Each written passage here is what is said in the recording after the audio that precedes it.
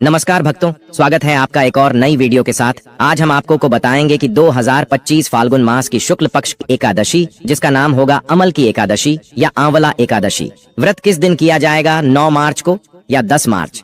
क्योंकि 9 मार्च को भी एकादशी है और 10 मार्च को भी है, तो व्रत किस दिन करना उत्तम रहेगा। भद्र भी बताई जा रही है, तो भद्र का प्रभाव रहेगा कि नहीं रहेगा, किस प्रकार से पूजन करना है। अमला एकादशी बहुत महत्वपूर्ण होती है।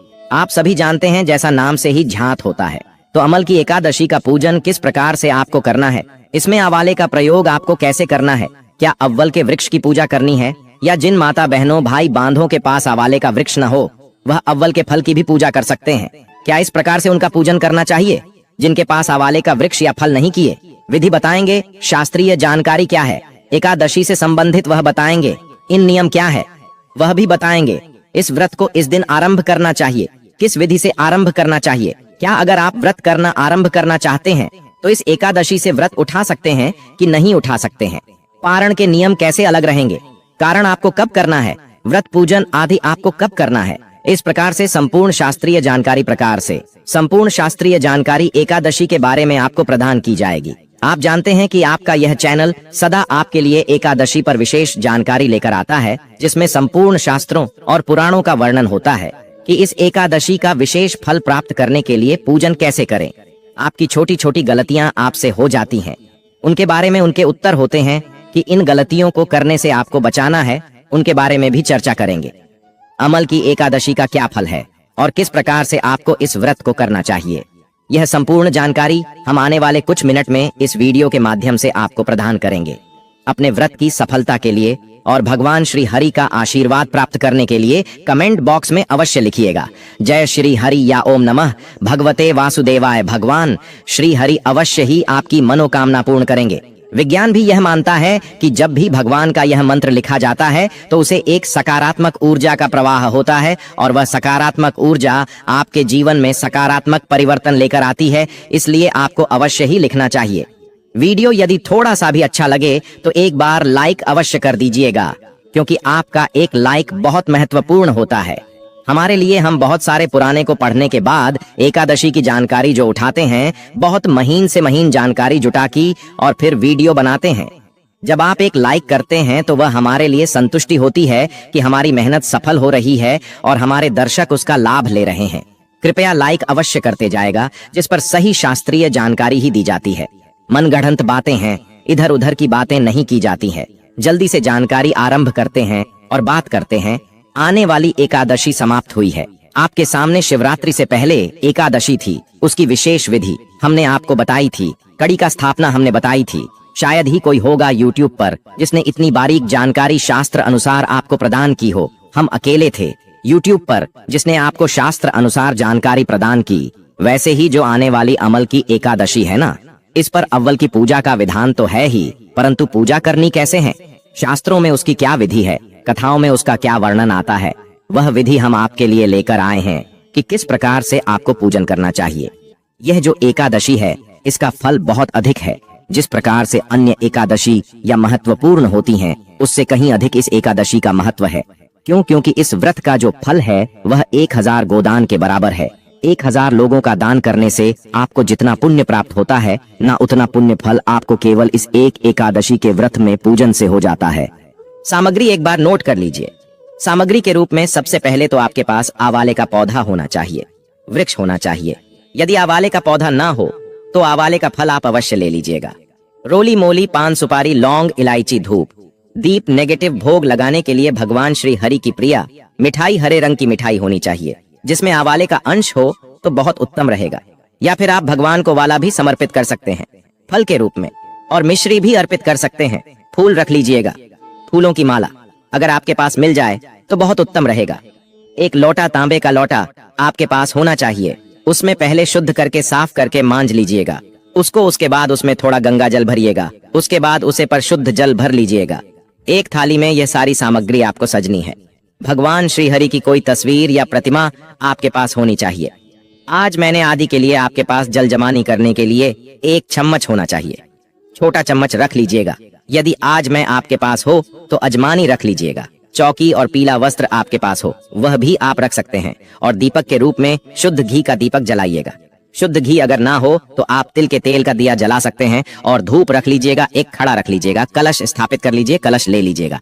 कलश के रूप में आप पीतल का, तांबे का, किसी धातु का ले सकते हैं, एमिटी का क्लच भी ले सकते हैं। ये दान करना नहीं है, दान करने की आवश्यकता नहीं है। इसको जैसे विजय एकादशी पर कलश को दान करना था, तो इस एकादशी में, अमल की एकादशी में जो कलश होगा उसकी दान करने की आवश्यकता नहीं रहेगी।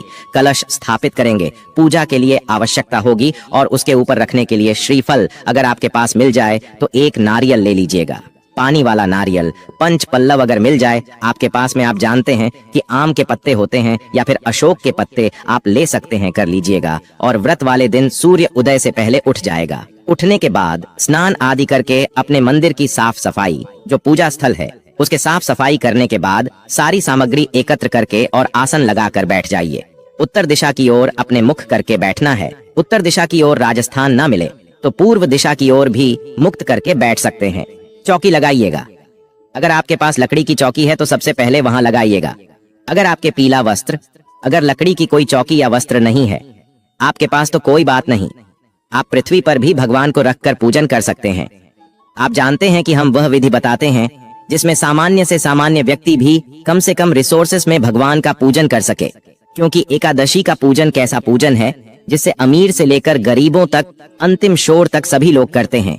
तो पूजा विधि हमारी वह होती है जिनको गरीब से गरीब और अमीर से अमीर सभी कर सके। तो आप पृथ्वी पर रखकर भी पूजन कर सकते हैं। जो भी स्थान है ना उसको साफ कर लीजिएगा। अच्छे से पहले हम जो सामान है इसका शुद्धिकरण करेंगे, जो स्थान है इसका शुद्धिकरण करेंगे, पवित्रीकरण करेंगे। हम यहाँ से मंत्र पढ़ते हैं। आप एक पुष्प लीजिएगा और जो लोटे में जल भरा होगा, न गंगा जल मिला हुआ जल, उसे जल से चीते की जीवनी और सारी सामग्री पर और सभी स्थान पर चित्त दीजिए। इससे सबक पवित्रीकरण हो जाएगा। ओम पवित्र और पवित्र वर्ण सर्वर्ण रेखा आश्रम। इस प्रकार से हमने सभी स्थान का, सामग्री का, सबका शुद्धिकरण किया है। अब भगवान को स्थापित करेंगे।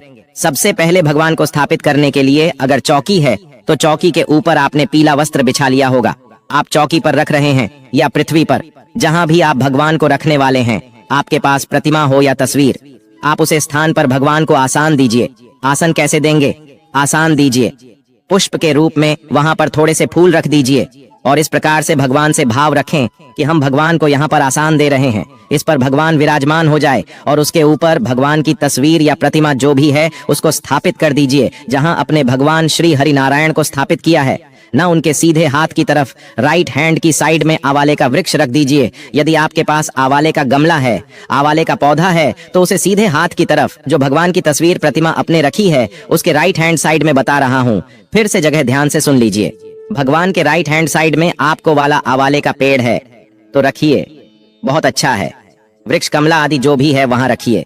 यदि ऐसा स्थान है, क्योंकि अवल के जो पेड़ है बहुत बड़े बड़े होते हैं, हमारे यहाँ पर बहुत बड़ा पेड़ है आवाले का, उनको आप एक स्थान से दूसरे स्थान पर नहीं लेकर जा सकते हैं। तो ऐसा कीजिए कि पूजन ही वहीं पर कीजिए। भगवान की स्थापना, भगवान श्री हरि की तस्वीर आदि की स्थापना ही अवल के वृक्ष के वहां पर कर लीजिए, क्योंकि इस व्रत में ना अवल की महिमा बहुत अधिक है। भगवान श्री हेतु सर्व शर्मा है, उनकी महिमा तो कभी काम ज्यादा हो ही नहीं सकती, परंतु इस एकादशी में आंवल की महिमा बहुत अधिक है। इसीलिए आवाले का वृक्ष यदि आपका बहुत बड़ा है तो उसी जगह पर जहां आवाले का वृक्ष है वहीं पर भगवान श्री हरि की तस्वीर आदि को स्थापित करके और उसी स्थान पर हम पूजन कर लेते हैं। जरूरी नहीं है, आवश्यकता नहीं है कि आप अपने मंदिर में ही यह पूजन करेंगे। आप उसे वृक्ष के नीचे भी पूजन कर सकते हैं, अगर वह सुरक्षित है तो जहां कल शादी को रखा जा सकता है। दूसरा, जिन लोग पौधा नहीं है, वृक्ष नहीं है, वाला लेंगे, हमला लेंगे, हमला मिल जाए तो बहुत उत्तम होगा, वह वाला लीजिएगा और उसे जहां आपने भगवान श्री हरि को स्थापित किया है ना उनके सीधे हाथ की तरफ रखिएगा। जैसे आपने भगवान को आसान दिया है उसी प्रकार से अव्वल को स्थान दीजिएगा। वाला जो है एक प्रकार के देव हैं, यह साधारण वृक्ष नहीं है, यह दिव्य वृक्ष है, इसीलिए स्थान दीजिएगा पुष्प के रूप में और उसके ऊपर आप अव्वल को रख दीजिएगा। यहाँ तक सबको क्लियर हो गया होगा कि क्या करना है, कैसे करना है। स्थापना करने के बाद अब आप पूजन आरंभ करेंगे। सबसे पहले अपने हाथ धो लीजिए। हाथ धोने के लिए चम्मच से अपने सीधे हाथ में जल लीजिए और महत्व लीजिए। हाथ धोने के बाद आप 3 बार जल अजमानी करेंगे, एक एक चम्मच चल पाएंगे। हम यहाँ से मंत्र पढ़ते हैं, ओम माधवा आय नमः, जल पी लीजिए। ओम के शिवाय नमः, जल्दी लीजिए, जल परी दीजिए। ओम नारायण आय नमः, सीधे हाथ में जल लीजिए, पी लीजिए, जरा आज पानी कर लीजिए। ओम आर्षि के साइन नमो नमः, तिलक कीजिए। मौली बंधी एक पारिवारिक जान, यदि आपके साथ में बैठकर पूजन कर रहे हैं तो उनको भी तिलक कीजिए और मौलिक आदि बनती है। संकल्प आपको अवश्य ही करना चाहिए। आप पूरा विधान चाहे पूजा का करें न करें, परंतु आपको संकल्प अवश्य करना चाहिए। संकल्प आवश्यक प्रक्रिया है। व्रत में पूजा छोटी बड़ी हो सकती है, पर संकल्प के बिना व्रत नहीं करना चाहिए, इसका ध्यान रखिएगा। आप संकल्प कैसे करेंगे? सीधे हाथ में जल लीजिए, 1 रुपये का सिक्का दक्षिण के रूप में काम से कम रखिएगा और उसके बाद 3 बार बोलेंगे भगवान पुष्पम करते हुए ओम श्री विष्णु श्री विष्णु श्री विष्णु। अपना नाम, अपना गोत्र, जिस स्थान पर बैठकर आप संकल्प कर रहे हैं, पूजन कर रहे हैं, वहां का मकान, नंबर, क्षेत्र का नाम, शहर का नाम, फाल्गुन, मन से शुक्ल पक्ष, अमल की एकादशी, आयाम, पुण्य तिथियों, आयु, आरोग्यता प्राप्त है, सुख संपत्ति प्राप्त तैयार था, परिवार सुख शांति प्राप्त प्यार था, अमल की एकादशी, व्रत अमला, पूजन, श्री हरि विष्णु पूजन। संकल्पम संकल्प से बोलिए 100 श्री विष्णु शरण शरण प्रताप, और यह संकल्प भगवान के चरणों में अर्पित कर दीजिए। संकल्प के बाद हम पूजन में आगे बढ़ते हैं। संकल्प के बारे में 1 मिनट लेंगे आपका कि संकल्प जो ना इसलिए आवश्यक है कि संकल्प में क्या बोला जाता है।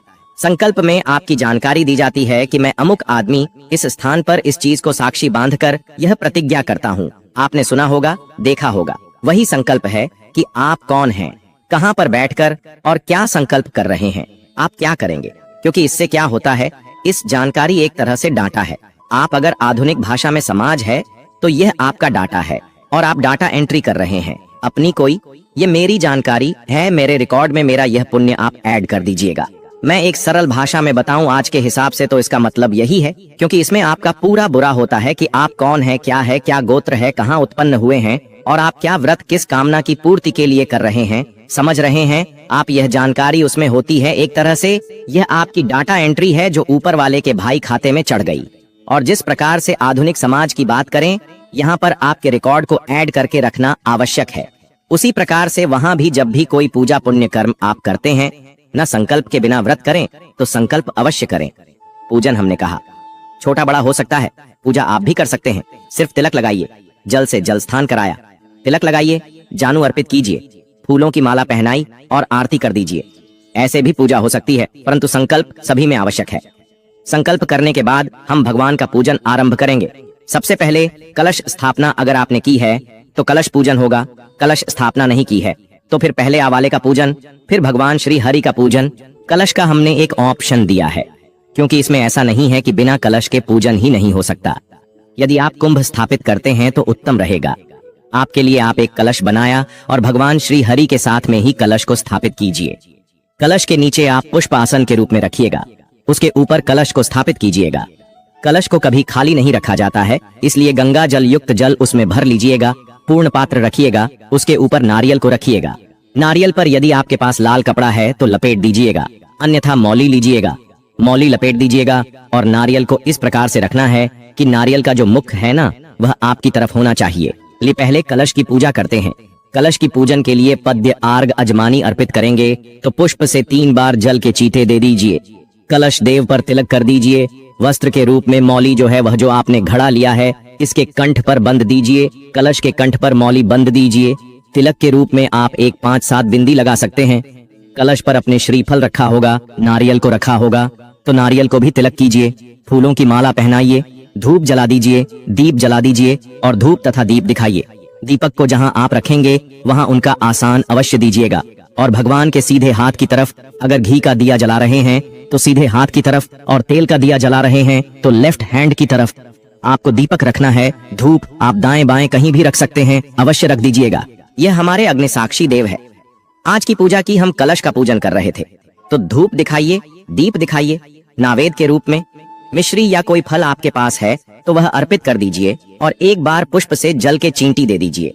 इस प्रकार से अपने एक सूक्ष्म विधि से कलश का पूजन किया है। आपको आवाले का पूजन करना है। आवाले का पूजन करने के लिए वाला देव को स्मरण कीजिए, उनका ध्यान कीजिए। उनका मंत्र है ओम धात्रे नमः, ओम धात्रे नमः, ओम धात्रे नमः, ओम धात्रे नमः। मंत्र उच्चारण करते हुए उनका ध्यान कीजिए और पूजन आरंभ कीजिए। सबसे पहले भारतीय अजमानी अर्पित करेंगे। तो अगर आप अव्वल के फल पर पूजन कर रहे हैं तो उसको किसी कटोरी में रख दीजिए, किसी प्लेट में रखिए, जिससे कि जो जल है वह इधर उधर ना करे। और जो वृक्ष में पूजन कर रहे हैं वह अव्वल के तने में जड़ जो होती है ना, वहाँ पर यह बोलेंगे आप परित करने के लिए उसको छोड़िएगा। से पहले आपको छोड़ना है। जब हम मंत्र बोलेंगे तो ओम पद्यम समर्पयारी 1 चम्मच जल लीजिए, छोड़ दीजिए। जो वृक्ष में पूजन कर रहे हैं वह जड़ में छोड़िए, जो फल पर पूजन कर रहे हैं वह फल पर छोड़ दीजिए। थोड़ा सा जल दीजिएगा, अगर ज्यादा जल होगा तो इधर चलेगा, अर्पित कर दीजिए और समर्पित कर दीजिए। नरम स्नानते हैं, स्नान करेंगे। अब हम तो जो फल पर पूजन कर रहे हैं वह 1 चम्मच जल ही लेकर अर्पित करेंगे, छोड़ दीजिए। जो लोग अव्वल की वृक्ष की पूजा कर रहे हैं वह अव्वल को जल से सींचेंगे, ओम सरमजाराम समर्पयाराम करेंगे। जो फल पर पूजन कर रहे हैं वह फल पर 1 चम्मच से थोड़ा सा जलापित कर देंगे, ओम दूध समर्पयारी। और जो अव्वल की जड़ में पूजन कर रहे हैं वह अव्वल को 2 द्वार पीठ कीजिए। दूध चढ़ाई, दूध चढ़ाने के बाद पुनः शुद्धता स्नान, शुद्ध जल से 1 चम्मच जल लीजिए, जड़ों में शुद्ध जल अर्पित कीजिए, तिलक कीजिए।